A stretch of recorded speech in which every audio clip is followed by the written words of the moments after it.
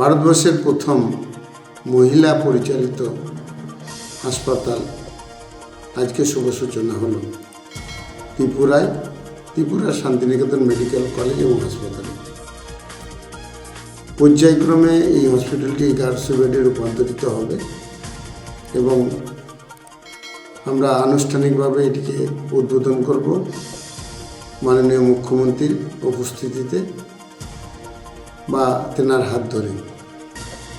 আমি আশা করছি 6 মাসের মধ্যে আমরা এটা করতে পারবো, 650 বেড কমপ্লিট করে পরবর্তী পর্যায়ে যে 550 বেড তার কাজের সূচনা করব।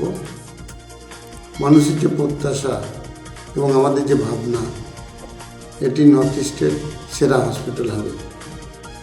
মানুষের প্রত্যাশাকে পূরণ করার জন্য আমরা সচেষ্ট এবং ওখানকার গরিব মানুষজন আমাকে বারবার বলেছে এটি যেন গরিব মানুষদের দেখানোর হসপিটাল হয়। অবশ্যই প্রথম পর্যায়ে যে 750 বেড হচ্ছে সেটা গরিব মানুষের দেখানোর জন্যই এই হসপিটাল তৈরি হচ্ছে। আমরা ফুল কর্পোরেট এবং ইন্টারন্যাশনাল লেভেলের হসপিটাল আরেকটি তৈরি করব বা উইংস আরেকটি তৈরি হবে 550 বেডে। তার কাজ শুরু হতে চলেছে। আমি নিশ্চিত এই 1100 বেডের হসপিটালটি ভারতবর্ষের যে কোনো হসপিটালের সমকক্ষ বা তার চেয়ে অনেক বেটার এবং আমি নিশ্চিত উত্তর যে অর্থাৎ নর্থ ইস্টের মধ্যে এটি সেরা হসপিটাল হবে এবং মানুষ সুন্দরভাবে পরিষেবা পাবে। নর্থ ইস্ট শুধু না, বাংলাদেশের অধিকাংশ মানুষই এখানে পরিষেবা নিতে আসবে বলে আমি ব্যক্তিগতভাবে মনে করি।